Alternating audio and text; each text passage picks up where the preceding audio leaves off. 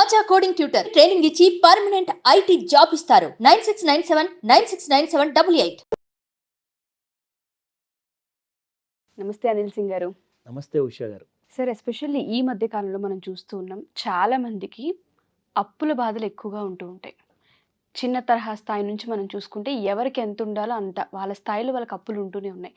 అవి తీర్చలేక చాలామంది సిచ్యుయేషన్స్ని హ్యాండిల్ చేయలేక డిప్రెషన్ అని, లోన్లీనెస్ అని ఇలా ఒక్కొక్కరు ఒక్కొక్క దానికి గురవుతూ ఉన్నారు. స్ట్రెస్ ఎక్కువగా తీసుకుంటున్నారు. ఆ ప్రెషర్ అంతా ఫ్యామిలీ మెంబర్స్ అందరికీ యాడ్ ఆన్ అవుతుంది. పిల్లల్ని సరిగ్గా చూసుకోలేకపోవడం, లేదంటే భార్యాభర్తల మధ్య కమ్యూనికేషన్స్ లేకపోవడం, సమాజంలో బయటికి రాలేకపోవడం, ఇలాంటి సిచ్యుయేషన్స్ ఫేస్ చేస్తూ ఉన్నారు. ఫర్ ఎగ్జాంపుల్ మనం మాట్లాడుకుంటే ఒక 2 lakhs అప్పు తీర్చలేక కూడా డిప్రెషన్లో ఉన్న వాళ్ళు చాలామంది ఉన్నారు. దానికి సంబంధించి అసలు మనం ఏం చెప్పొచ్చు? సాధారణంగా అందరికీ ఇలాంటి పరిస్థితి రోజు కలగదు. బట్ ఏంటంటే ఒకసారి చేసిన తప్పు, అది క్షణికావేశం అని చెప్పొచ్చు. మనం ఇంపల్సివ్ కైండ్ ఆఫ్ ఆలోచనతో ఈ మధ్య ఏంటంటే క్రెడిట్ చాలా ఈజీగా అవైలబుల్ ఉంటుంది కాబట్టి అలాంటి పూర్తిగా డీటెయిల్గా ఆలోచన లేకుండా తప్పులు చేస్తున్నారు. చేసిన తర్వాత కూడా కొన్ని రోజులు గడుస్తుంది. దాని తర్వాత మెల్లమెల్లగా అది ఎప్పుడైతే కట్టని పరిస్థితి వస్తుందో ఆ సిచ్యువేషన్లో నిజంగా అందులోంచి బయటికి రానికి విలువల్లాడిపోతుంటారు. చాలా టెరిబుల్గా ఉంటుంది ఆ సిచ్యువేషన్. స్లోగా ఎవరైతే ఇంట్లో లోన్ తీసుకుంటారో అది హస్బెండ్ ఒకవేళ జాబ్ చేసే అతను ఉంటే ఆర్ బిజినెస్ చేసే అతను ఉంటే భార్యకు మెల్లగా ఈ విషయం తెలియజేయడం స్టార్ట్ చేస్తారు. వైరల్ లాగా ఆ స్ప్రెడ్ అయిపోతుంది ఆ టెన్షన్ అనేది. ఒకవేళ ఇంట్లో పెద్దవాళ్ళు ఉన్నారనుకోండి, ఫాదర్ వాళ్ళ మదర్ ఉన్నారనుకోండి, వాళ్ళకు కూడా ఈ విషయం తెలిస్తే వీళ్ళకంటే ఎక్కువ కంగారు వాళ్ళు పడవడం మొదలు పెడతారు. సో సినారియో మొత్తానికి చాలా ఫ్యామిలీ అంతా డిప్రెషన్లోకి వెళ్ళిపోతుంది. ఆ సినారియో నుంచి రావాలి అంటే నిజంగా మనం ఒక చిన్న ప్రయత్నం మనం చేస్తున్నాము. మన దగ్గర ముఖ్యంగా కొన్ని పాయింట్స్ ఉన్నాయి. అండ్ దీని గురించి ఎవరైనా ఇంప్లిమెంట్ చేశారనుకోండి, ఎలాగైతే మీరు ఆలోచన లేకుండా అలాంటి టైంలో తొందరలో చేసిన తప్పుని మీరు అదే ఒక పకడ్బందీగా మంచి ఆలోచనతో స్ట్రాంగ్ ఫైనాన్షియల్ ప్లానింగ్తో మీరు ఇందులో నుంచి ప్రాబ్లం నుంచి బయటికి రావచ్చు. అంటే ఏ విధంగా అంటారు సార్, అసలు ప్లాన్ ఏంటి? ఇది ప్రేక్షకుల కోసం చాలా ఇంపార్టెంట్. అండ్ ఎవరైతే అప్పు చేశారో వాళ్ళకైతే ఖచ్చితంగా పనికి వస్తుంది. ఎవరైతే అప్పు చేయని వారు ఈ వీడియో చూస్తున్నారో తప్పకుండా వాళ్ళ సర్కిల్లో వాళ్ళ ఫ్రెండ్స్ వాళ్ళందరికీ కూడా ఈ వీడియోని వాళ్ళు వైరల్ చేయొచ్చు. ఎందుకంటే ఇది వాళ్ళందరికీ పనికి వచ్చే వీడియో ముఖ్యంగా. సో ఫస్ట్ పాయింట్ నేను చెప్పబోతున్నాను, ప్రతి మిడిల్ క్లాస్ ఆర్ లో మిడిల్ క్లాస్ ఫ్యామిలీస్కి ముఖ్యంగా ఏంటంటే వాళ్ళ సర్కిల్లో, అంటే వాళ్ళ నేబర్స్ కానివ్వండి, వాళ్ళ కమ్యూనిటీ వాళ్ళు కానివ్వండి, వాళ్ళ ఫ్రెండ్స్ కానివ్వండి, వీళ్ళందరూ కూడా ఆఫీస్లో కూడా చాలామందికి వాళ్ళ తోటి పనిచేసే ఎంప్లాయీస్ ఉంటారు, కొలీగ్స్, వీళ్ళందరి మధ్యలో ఒక చిన్న లాంటి ఒక అండర్స్టాండింగ్ చేసుకొని ఒక గ్రూప్ మెయింటైన్ చేస్తారన్నమాట. ఆ గ్రూప్ ఏంటంటే వాళ్ళ కష్ట సుఖాలు మాట్లాడుకోవడం కానివ్వండి, ఒకరినొకరు సపోర్ట్ చేసుకోవడం కానివ్వండి, మోటివేట్ చేసుకోవడం కానివ్వండి, or sometimes even monetary benefits, అంటే మనీ అవసరం అయితే ఫర్ ఎగ్జాంపుల్ ఒక 100 మంది కలిసేసి ఒక గ్రూప్ చేసుకున్నారనుకోండి, అందులో నుంచి ₹1,00,000 ఒక అప్పు ఎవరికన్నా ఉంటే అందరూ కలిసేసేసి క్రౌడ్ ఫండింగ్ లాగా ₹1000 వేసుకొని ఇమ్మీడియట్గా ఆ ఫ్రెండ్కి వాళ్ళు హెల్ప్ చేస్తారు. ఎందుకంటే వాళ్ళకి తెలుసు అతని పరిస్థితి ఏంటి, అతని గురించి ఉన్న ప్రాబ్లమ్స్ ఏంటి అని చెప్పేసి అవన్నీ ఎక్స్ప్లెయిన్ చేశాక ఖచ్చితంగా మీకు ఇమ్మీడియట్గా మీరు అక్కడ క్షణంలో తప్పు చేశారు, ఇక్కడ ఈ విషయం షేర్ చేసుకున్నాక అదే క్షణంలో మీకు ఇమ్మీడియట్గా హెల్ప్ వచ్చే అవకాశాలు చాలా ఎక్కువగా ఉంటాయి. తప్పకుండా ఈ ఆప్షన్ని వాడండి. Okay, sure sir. Second point, ఇంపార్టెంట్గా మనం చూసుకోవాల్సింది ఏంటంటే ప్రతి ఇంట్లో బాగా డబ్బు ఉన్నప్పుడు ఏం చేస్తారంటే మంచిగా సేవింగ్స్ చేసుకునేటప్పుడు చాలామంది ఏం చేస్తారంటే కొన్ని వస్తువులు ఆలోచించకుండానే కొనేస్తారు అవసరం లేకపోయినా. సో అలాంటి వస్తువులు ఇంట్లో మనం చుట్టూగా తిరిగి చూస్తే కనీసం ఒక 4 వస్తువులు ఉంటాయండి. అందులో నుంచి 2 వస్తువులు కూడా ఒకవేళ మీరు అమ్మగలిగితే, ఫర్ ఎగ్జాంపుల్ డైనింగ్ టేబుల్ ఉందండి. డైనింగ్ టేబుల్ డబ్బులు ఉన్నప్పుడు తీసుకున్నారు, కానీ అలవాటు వాళ్ళు ఏం చేస్తారంటే చాలామంది కింద కూర్చొని కంటిన్యూగా తింటూ ఉంటారు. సో అలాంటి వాళ్ళు ఏం చేయొచ్చు అంటే ఆ అన్యూజ్డ్ ఐటమ్ ఏదైతే ఇంట్లో పడి ఉంటుందో ఇమీడియట్గా మీరు ఎనీ వెబ్సైట్లో మీరు సెకండ్ హ్యాండ్ గూడ్స్కి అమ్మేయచ్చు. అక్కడ మీకు ఇన్స్టెంట్గా అప్పటిదప్పుడే నచ్చిన వాళ్ళు ఏం చేయొచ్చు అంటే వాళ్ళు ఆన్లైన్లో మీకు డబ్బులు పే చేస్తారు కాబట్టి ఆ ఇమ్మీడియట్ ఉన్న ఎమర్జెన్సీ పరిస్థితి ఏదైతే ఉందో మీ ఇంట్లో అందులో నుంచి రానికి మీకు చాలా హెల్ప్ అవుతుంది. అది 1,00,000 అంటారా, 50,000 అంటారా, ఆర్ ఈవెన్ 2 లక్షలు కూడా అలాంటి అమౌంట్స్ కూడా మీకు రావచ్చు. అండ్ ఇమీడియట్గా మీకు కావాల్సింది సొల్యూషన్ ఇక్కడ దొరుకుతుంది. థర్డ్ పాయింట్లో ముఖ్యంగా మనం చూసుకోవాల్సింది ఏంటంటే ప్రతి హస్బెండ్కి అండ్ వైఫ్కి వాళ్ళ దగ్గర ఒక స్పెషల్ స్కిల్స్ ఉంటాయండి. ఒక స్కిల్ సెట్ ఉంటుంది, ఒక సర్వీస్ ఇచ్చే ఆ కైండ్ ఆఫ్ ఐడియాస్ ఉంటాయన్నమాట. ముఖ్యంగా ఇప్పుడు చాలామంది ఆడవాళ్ళు ఇంట్లో వైఫ్ ఏం చేస్తారంటే మంచి వంటకాలు వండుతారు. సో వాళ్ళకి ఎప్పటి నుంచో మైండ్లో ఉంటుంది ఇలాంటి వంటలు మనం వండుతున్నాం కాబట్టి దీన్ని మనం హోమ్ బిజినెస్గా కన్వర్ట్ చేయొచ్చా, డెఫినెట్లీ ఇది మీకు రైట్ సమయం, ఇది ఒక రైట్ ఆపర్చునిటీ. ఇమీడియట్గా మీ దగ్గర చుట్టూలో ఉన్న ఏరియాలో ఉన్న రెస్టారెంట్స్ కానివ్వండి, ఫంక్షన్ హాల్స్ కానివ్వండి, ఆర్ ఈవెన్ మీ సర్కిల్లో ఉన్న ఫ్రెండ్ సర్కిల్లో, ఎందుకంటే ఎవరైనా ఇంట్లో బర్త్డే ఫంక్షన్స్ జరుగుతాయి జరుగుతూనే ఉంటాయి కంపల్సరీగా, అది వెడ్డింగ్ అంటారా ఎనీథింగ్, పెద్దదన్నా చిన్నదన్నా. సో అక్కడ కనీసం మీకు 100 మంది నుంచి 1000 మంది ఆర్డర్ దొరికింది అనుకోండి, మీ పరిస్థితిని మీరు ఎక్స్ప్లెయిన్ చేశాక మీ ఫుడ్ గురించి వాళ్ళకి ఆల్రెడీ ఐడియా ఉంటే మాత్రం మీ హాఫ్ వర్క్ అక్కడే డన్ అయిపోతుంది.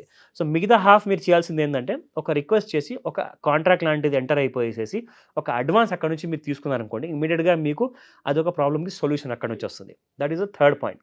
నా coming to the fourth point, ముఖ్యంగా ఏంటంటే కమ్యూనిటీలో ఫర్ ఎగ్జాంపుల్ ఇప్పుడు different kind of caste and religion వాళ్ళు ఉంటారు. సో వాళ్ళ కమ్యూనిటీలో నుంచి మనం ఏం చేయొచ్చు అంటే, ముఖ్యంగా ఇప్పుడు ముస్లిమ్స్కి దర్గా ఉంటుంది, ఆర్ మసీద్ ఉంటుంది, క్రిస్టియన్స్కి చర్చ్ ఉంటుంది, అండ్ హిందువులకు గుడులు ఉంటాయి. సో ఇవన్నీ చోట్లలో మత పెద్దలు ఉంటారన్నమాట.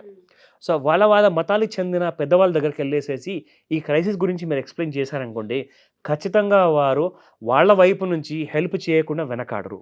ఎందుకంటే ఆ కమ్యూనిటీలో ఉన్న కైండ్ ఆఫ్ ఫీలింగ్ చాలా స్ట్రాంగ్ ఉంటుందండి. ఆ స్ట్రాంగ్ బాండింగ్ వల్ల ఏమవుతుందంటే మీకు ఒక హెల్ప్ వచ్చే అవకాశం 100% ఉంటుంది. సో నెక్స్ట్ పాయింట్కి వద్దాము.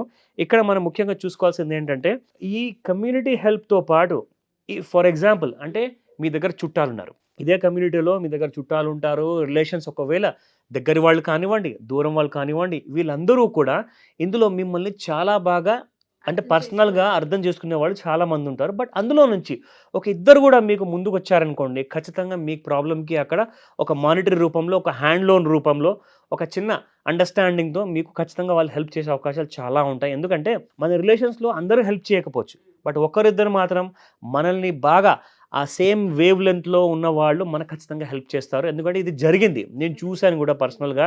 మా ఫ్రెండ్ సర్కిల్లో వాళ్ళు నాకు చెప్తూ ఉంటే అసలు ఇలా కూడా పాసిబుల్ అవుతుందా అన్న విషయం నాకు తెలిసింది. సో డెఫినెట్గా మీరు పూర్తి హానెస్టీతో, ఒక పూర్తి మంచి మనస్ఫూర్తిగా మీరు ప్రయత్నిస్తే మాత్రం ఖచ్చితంగా మీకు ప్రాబ్లమ్కి సొల్యూషన్ అవకాశం ఉంటుంది 100% అండి.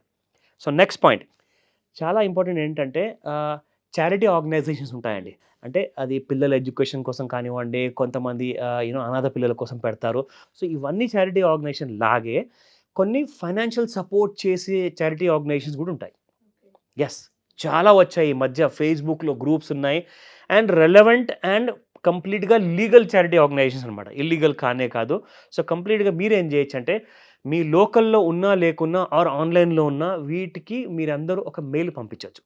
మెయిల్ పంపిస్తే ఏమవుతుందంటే, అక్కడ మీరు ఉన్న కష్టాన్ని ఏదైతే మీరు పడుతున్నారో, ఫర్ ఎగ్జాంపుల్ మీరు ఒక గవర్నమెంట్ ఉద్యోగి లేదంటే ఒక ప్రైవేట్ ఎంప్లాయీ అనుకోండి, మీ డీటెయిల్స్ అన్నీ మెన్షన్ చేసేసి మీ శాలరీ డీటెయిల్స్ ఏంటి, మీకు అప్పులు అన్నీ ఉన్నాయి, అవన్నీ డీటెయిల్స్ పంపించేస్తే వాళ్ళు దాన్ని పరిగణనలోకి తీసుకొని మిమ్మల్ని ఒక స్క్రీనింగ్కి పిలిపిస్తారన్నమాట.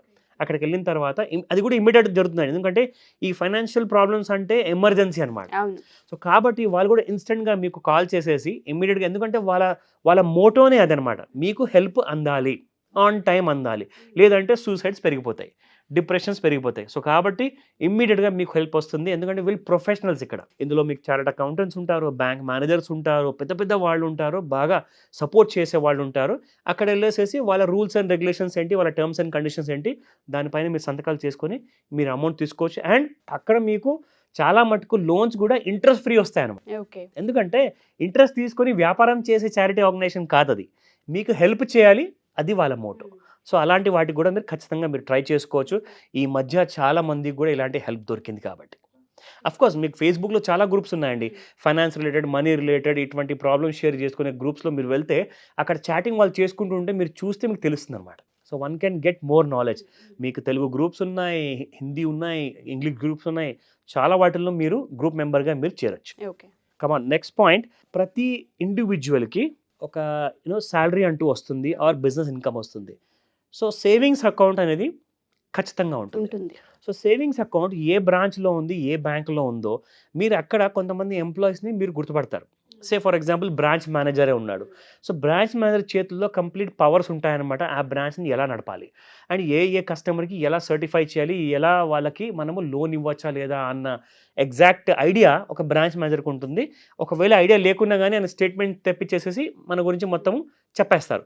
సో అలాంటి మంచి రిలేషన్ ఉన్న ఒక బ్యాంక్ మేనేజర్ దగ్గరికి వెళ్ళేసేసి మీరు రిక్వెస్ట్ చేస్తే ఒక పర్సనల్ కైండ్ ఆఫ్ ఇంట్రెస్ట్ పైన వాళ్ళు ఏం చేస్తారంటే ఒక ఓవర్ డ్రాఫ్ట్ ఫెసిలిటీ మీకు ఇస్తారు. ఓవర్ డ్రాఫ్ట్ అంటే మీ అకౌంట్లో మినిమం బ్యాలెన్స్ ఉన్నా లేకున్నా మీ ఇయర్లీ ట్రాన్సాక్షన్స్ గత 5 ఏళ్ళుగా 2 ఏళ్ళుగా మీ అకౌంట్లో ఎన్ని లక్షలు ఎన్ని వేలు వచ్చాయి వెళ్ళాయి అని అవన్నీ చూసుకొని మీకు 1 లక్ష 2 లక్షలు లేదా 50,000 వరకు మీరు ఎలిజిబుల్ అయితే మీకు ఆ ఓవర్ డ్రాఫ్ట్ ఫెసిలిటీ ఇస్తారు. దానికి ఒక నామినల్ ఇంట్రెస్ట్ ఉంటుంది. ఎందుకంటే ఫర్ ఎగ్జాంపుల్ మీరు ఎక్కడి నుంచో ఒక ప్రైవేట్ ఫైనాన్సర్ దగ్గర బయట డబ్బులు తీసుకున్నారు, ఇప్పుడు మీ దగ్గర ఎమర్జెన్సీ ఉంది, ఇంట్లో చాలా బ్యాడ్ పరిస్థితి ఉంది. సో ఆ పరిస్థితి నుంచి మీరు బయటికి రావాలి అంటే ఇక్కడ మీకు 1% ఆర్ మేబీ 1.25% అనే లోన్ ఉంటుంది. అది చాలా తక్కువ ఇంట్రెస్ట్ ఉంటుంది. ఇక్కడ తీర్చేశారనుకోండి అది హ్యాపీగా మీరు తర్వాత ఒక ఈఎంఐ రూపంలో మీరు కట్టేయచ్చు. ఓకే. సో ఈ పరిస్థితి మీరు దాటిపోతారనమాట ఈ ఉన్న ఎమర్జెన్సీ సిచ్యువేషన్లో. సో ఇది మీకు చాలా బాగా హెల్ప్ అవుతుంది. సో నెక్స్ట్ పాయింట్ మనం వద్దాము. ఇక్కడ ముఖ్యంగా ఏంటంటే ప్రతి ఇంట్లో భార్యాభర్త రెంటెడ్ హౌస్ కానివ్వండి ఆర్ ఓన్ హౌస్ కానివ్వండి, సో వాళ్ళ దగ్గర ఎప్పుడైతే వైఫ్ అండ్ హస్బెండ్ ఒక బెడ్రూమ్ వాడుకుంటున్నారో రెండో బెడ్రూమ్ ఒకవేళ ఒక పర్పస్ఫుల్గా ఒక పనికి రాకుండా అలాగే ఉంది స్టోర్ రూమ్ లాగా వాడుకుంటున్నారంటే మీరు ఇమ్మీడియట్గా అలాంటి ప్లేస్ని మీరు ఖాళీ చేసేసేసి ఒక పేయింగ్ గెస్ట్ని తెచ్చుకోవచ్చు. ఓకే. సో మీ ఇంట్లోకి పేయింగ్ గెస్ట్ వచ్చారని అనుకోండి, ఇమీడియట్గా మీకు ఒక ఇన్కమ్ అనేది జనరేట్ అవుతుంది. మీరు కొన్ని కండిషన్స్ పెడతారు, వచ్చే ముందు ఒక 3 months రెంట్ అడ్వాన్స్ కట్టాలి. ఆ అడ్వాన్స్ మీరు ఇమీడియట్గా మీ ప్రాబ్లమ్ సొల్యూషన్కి to some extent or large extent వరకు మీకు పనికి వస్తుంది.